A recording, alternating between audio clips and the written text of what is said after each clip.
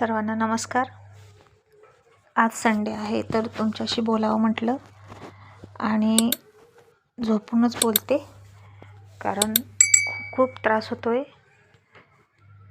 आणि भयंकर त्रास होतोय असं म्हटलं तर हरकत नाही. खूप कंबर दुखते. कमरेचा आणि पोटाचा एक साथ जळजळ जळजळ आणि जाळ सुरू आहे अक्षरशः. यावेळी खूपच त्रास व्हायला लागला आहे पिरियडचा. आज चौथा डे असूनही खूप खूप त्रास होतोय. त्यातही स्कूल आहेच. त्या जिने चढून उतरून त्रास होतोय खूप. कंबरच खूप दुखते आणि वरून ब्लिडिंगसुद्धा भयंकर सुरू आहे. असो, तुम्ही सगळे काळजी घ्या म्हणताय ना, आणि तुम्हाला कसं कळतंय कुणास ठाऊक. मला त्रास होतोय. कदाचित तुमचं आणि माझं कनेक्शन खूप छान जुळले आणि म्हणूनच तुम्हाला कळत असावं. आणि कितीतरी अशा कमेंट आहेत की ताई तब्येतीची काळजी घ्या, ताई तब्येतीची काळजी घ्या.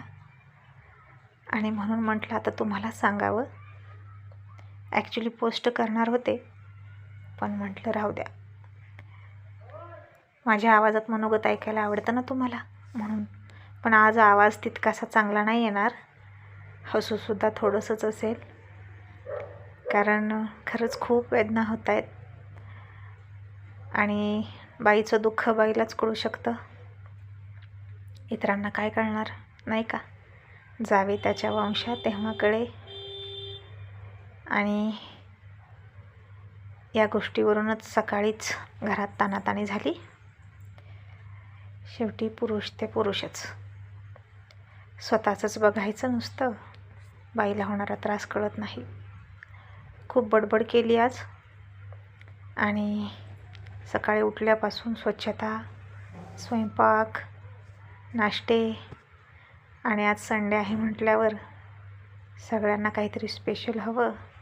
आपल्या तब्येतीची काळजी आपल्यालाच घ्यायला हवी. आणि त्यातूनही त्यांचं काय, माझं चड्डी बनियान वाळलेलं नाही, नीट सुकायला टाकलेलंच नाही. काल हाफ डे होता. सकाळी लवकर गेलो, संध्याकाळी 3 वाजता स्कूलमधून आलो. त्यानंतर कपडे धुतले आणि स्वतः झोपले. मला इतका त्रास होतोय. मी म्हटलं स्वतःची स्वतः धुवून टाका. ॲक्च्युली बोलताना सुद्धा तोंडाला कोरड पडते. तर चिडले.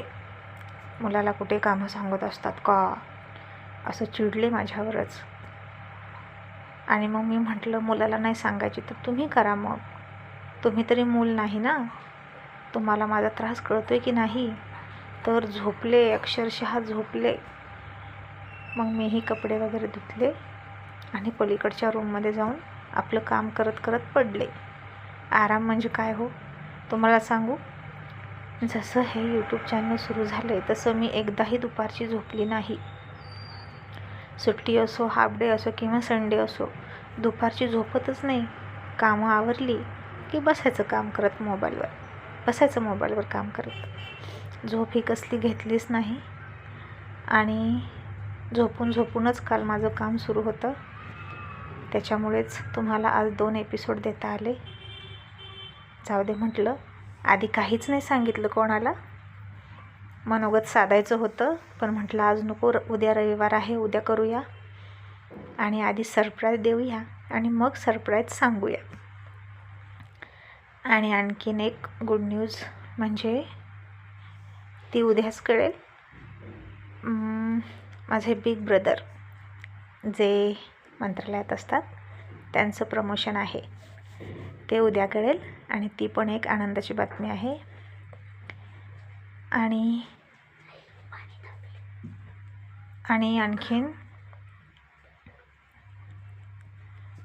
आणखीन म्हणजे ती एक आनंदाची बातमी होती.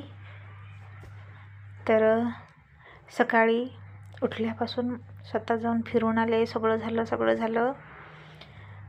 आणि ते चड्डी बनियान वाळलं नाही म्हणून मला बोलले, आणि छोट्या मुलाला कुठे कपडे वाळत टाकायला येतात का म्हणून माझ्यावर चिडले. मग मी म्हणलं, तुम्ही तेव्हा उठला होता ना, तुम्ही त्यावेळी उठला होता की नाही सांगा. मग का नाही तुम्ही माझी हेल्प केली? मुद्दाम तुम्ही झोपलात.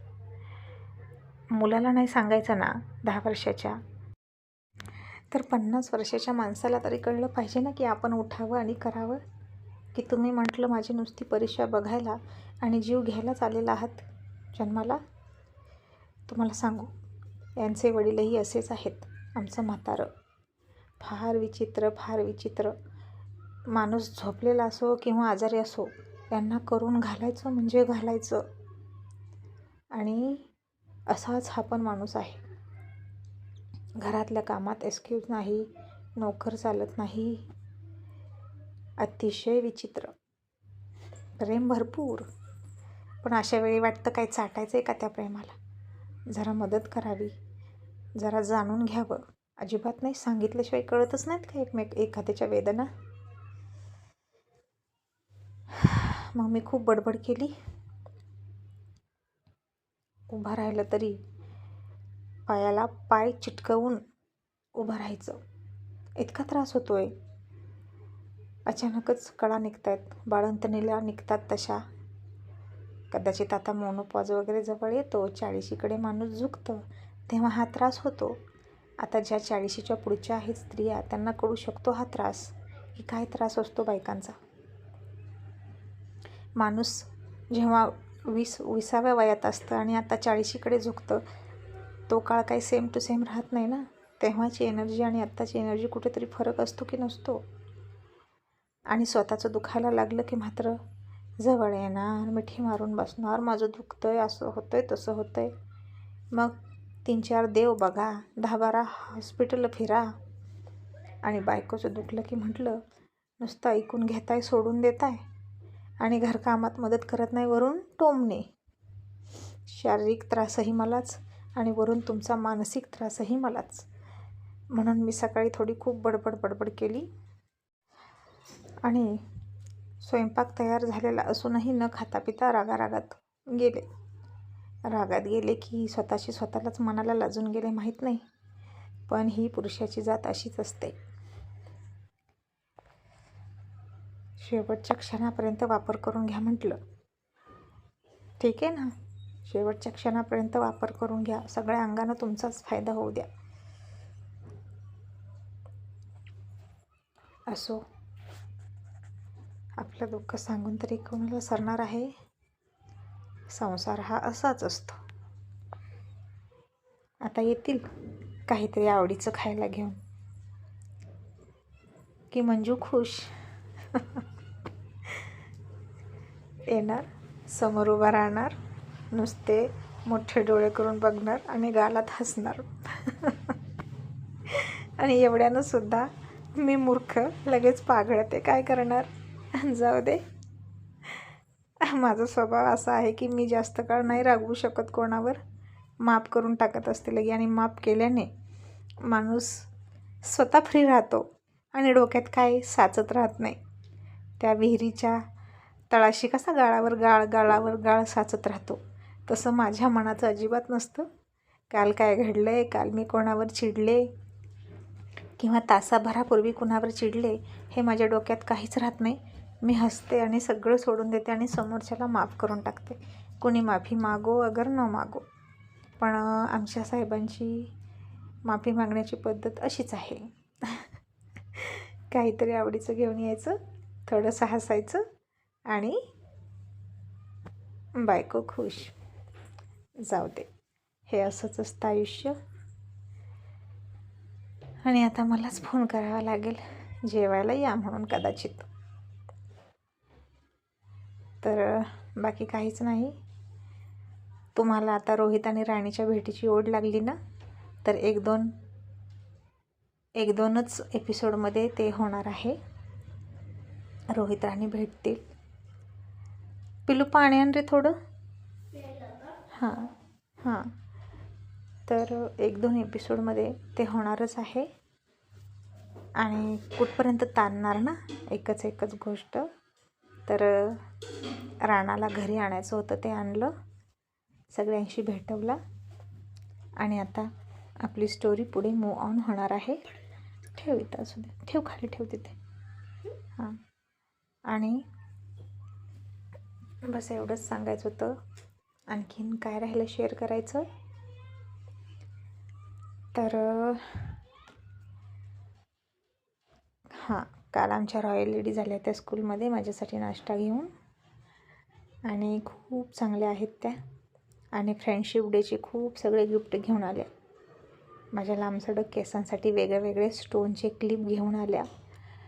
एकदम 10-12 क्लिप आणले बिचारीनं. साडी पिना आणल्या, निरीच्या पिना आणल्या. आणि मी म्हटलं, अहो इतकं कशाला, आता मला 10 वर्ष काही घ्यायची गरजच नाही. आणि हसायला लागल्या आणि म्हणाल्या, वापरता का नुसतं बघत बसता त्याच्याकडे. आणि आता सगळ्यांचा पावसात फिरायला जाण्याचा प्लॅन पण ठरतो आहे. आणि खूप चांगल्या आहेत त्या. त्या कमवत नाहीत, आम्ही कमवतो, पण तरीसुद्धा त्या इतक्या मुक्त हस्तानं सगळ्यांसाठी गिफ्ट आणतात, ड्रेस आणतात, शर्ट आणतात, खूप काय काय आणतात. खूप मस्त आहेत त्या. आणि त्यांचे डबे खूप साठलेत माझ्याकडे. सारखी मटणाची भाजी, चिकनची भाजी, डबे असतात सारखे त्यांचे. त्याच्यामुळे माझ्याकडे डबे साठलेत. मला काही जमत नाही ना रोज रोज असं वेगळं काहीतरी करायला. मग मी त्यांच्यासाठी छान कोथिंबीरच्या वड्या वगैरे केलेत. त्यांना नेऊन द्यायचं डब्यात. काहीतरी विकत पण घ्यायचं, एखादा त्यांचा आवडता खाऊ. आणि असाच एकमेकींना जीव लावायचा. दुसरं काय असतं तेव्हा. सख्खी माणसं आपल्याला विचारत नाहीत, ती तर इतक्या लांबून पण द्वेष करत बसतात. आणि जे जवळ आहेत ना, परके असले तरी आपणच एकमेकांना जीव लावायचा. आपल्या आयुष्यात दुसरं आहे तरी काय. ढीगभर लोकांची गर्दी करून बसण्यापेक्षा एखादंच असं जवळचं असावं, हो ना. या विचाराची मी तरी आहे. बाकी आज काही नाही बोलता येत. खरंच खूप दुखतं आहे आणि झोपून मी बोलते तुमच्याशी. असो, आता जास्तच त्रास झाला तर कदाचित आता फोनवरच रजा पाडीन. चला बाय. तर ऑफिसवाला लवचं सुद्धा बोलते थोडंसं. त्याचंही आता नवीन जर्नी स्टार्ट होणार आहे. आणि आजचा एपिसोड कसा वाटला तुम्हाला ते नक्की सांगा. आणि त्या एपिसोडची मला भीतीच वाटते, टाकू की नको, टाकू की नको. प्रिन्स गन घेऊन गेलाय असं मी लिहिलं आहे. पण आता त्या यूट्यूबवाल्यांनी त्याच्यावर स्ट्राईक देऊन म्हणजे बरं, लहान मुलांना शस्त्र वापरण्यास प्रोत्साहन. कारण हे यूट्यूबवाल्यांना हल्ली खूप स्ट्रिक्ट झालेत. माझ्या शब्दांचा पण त्यांना त्रास होतो. असू दे. तर बाकी ती स्टोरीसुद्धा आता नवीन टायटलनं येईल. आणि त्याचं नवीन टायटल असं ठेवते बघा, कैसा है इश्क है. कसं वाटलं नक्की सांगा. आणि ती स्टोरीमध्ये फुल टशन असणार आहे, नवीनच स्टार्ट असणार आहे. आणि ऑफकोर्स स्टोरीचा हिरो प्रिन्स असणार आहे. आणि त्याच्याभोवती त्याची ती लव्ह स्टोरी असेल. आणि बघूया, त्यातही काहीतरी दाखवण्याचा प्रयत्न करेन तुमच्या आग्रहाखातर.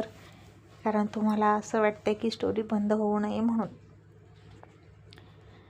तर अनेक जणांच्या प्रेमाचे शेड आपण बघितले. अर्जुन सरांची पहिली पिढी, त्यांचं प्रेम बघितलं. आर्यनची दुसरी, तिचंही प्रेम बघितलं. आणि आता देसाई बॉईज नंबर 3 प्रिन्स, त्याचीही लव्ह स्टोरी आपण पाहणार आहोत. आणि देसाई बॉईजच्या भोवती फिरणारी ही आपली अख्खी स्टोरी, ज्याची नावं इतकी चेंज होत गेली आणि तुम्ही तिला भरभरून प्रेम दिलं. आणि थँक्यू सो मच. जिथं लोकांच्या नव्या नव्या स्टोरी चालत नाहीत, तिथं तुम्हाला माझी ही स्टोरी इतकी जुनी असूनसुद्धा इतकी आवडते. त्याबद्दल खूप खूप थँक्यू. आणि प्रेक्षकांचं अटेन्शन, म्हणजे व्ह्यूवर्स कमी झालेले आहेत ते असू द्या, पण जे खरंच बघणारे आहेत ना, त्यांच्यासाठी मी हे बोलते की मी त्यांचं अटेन्शन खेचून घेण्यात यशस्वी झालेले आहे. तर असो, सगळं काही तुमच्यामुळेच आहे आणि तुमच्यासाठीच आहे. आणि तुम्हाला आज 2 एपिसोड टाकून एक सरप्राईज दिलं. मला वेळ मिळाला की मी करतच असते, पण वेळ नाही मिळाला की मात्र प्लीज समजून घेत जा, कारण मी घरी नसते. आणि मी कधीच मुद्दाम असं करत नाही की एपिसोड आहे आणि टाकत नाही. असं कुणालाही मुद्दाम कुणाची उत्सुकता वाढवत राहणं किंवा कुणाला तरी त्रास देणं मुद्दाम मी करतच नाही. कारण तुम्ही जी पण कृती करता मुद्दाम, ती प्रत्येक कृती देवाला माहीत असते. आणि हे पण एक मी पापच समजते, इतरांची उत्सुकता ताणून धरणं. मला आशेला लावायचं आणि कोणाला फसवायचं जमत नाही.